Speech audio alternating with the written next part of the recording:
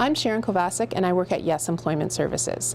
Yes is a community-based nonprofit organization, and we've been bringing workers and employers together for over 30 years. Heading into this summer, statistical data placed the country's total jobless rate at 7.4%. But for those in the 15 to 24 age bracket, that figure was 14.7%.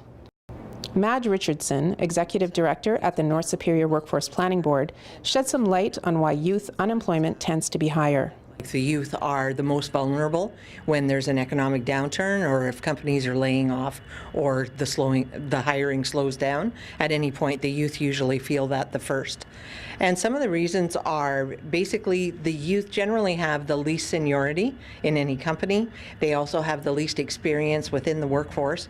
And also the company would probably have invested fewer dollars in the training of youth, or they could be working on a short-term contract. So their jobs would be the first to go. Another barrier too, Sharon, that they often face is youth have probably less experience in looking for a job. So what all is involved in the process of looking for a job? How do I start? What does my resume have to look like? All of those sorts of things that older workers may have gone through once or twice, so they know more, feel more comfortable in approaching the whole job search.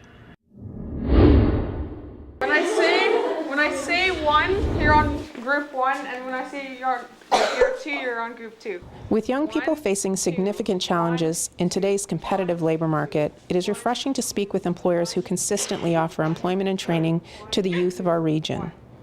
We're here with Moffat Makuto, Executive Director of ManMo, the parent company of Regional Multicultural Association here in Thunder Bay. Moffat, can you tell us a little bit about the summer programs at RMYC? Yes, we run quite a few programs, and many of them are youth-led. And we do like the Girl Power you see at the back. The boys decided to have their own, so they have a Boy Power camp too. Then we do a lot of social activities for recreation to engage young people when school is out. And some community development where we do lots of barbecues in neighborhoods to consult young people who live there what we've done to improve their life. Great. And do you find that provincial employment programs are able to give you some assistance when you're hiring for summer programs?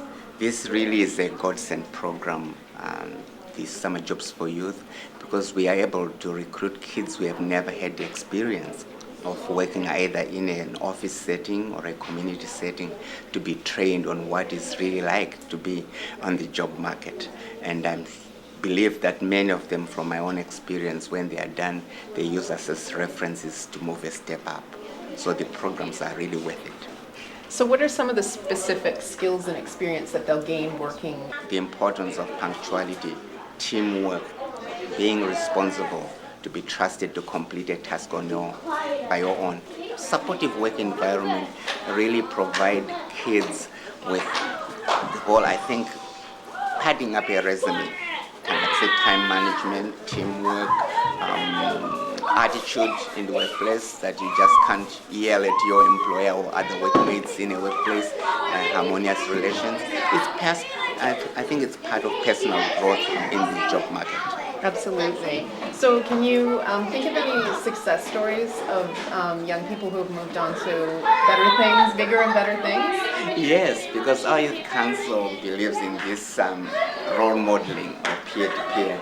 So we know a lot of young people we've worked with who have been hired by even some First Nation bands to do those leadership skills on the younger ones out there. And some of the success stories include kids who end up running programs in their own schools, like the Girl Power. After running a camp at our youth center, they can go and run one in their school. Leadership is really important, being able to be a peer leader and role modeling.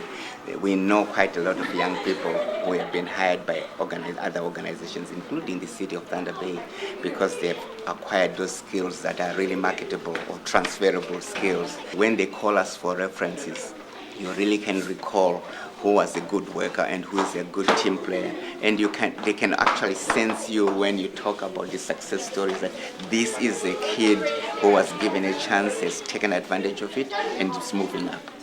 That's fantastic. So RMYC really does give a good base for youth who are looking for experience. Thanks so much, Moffat.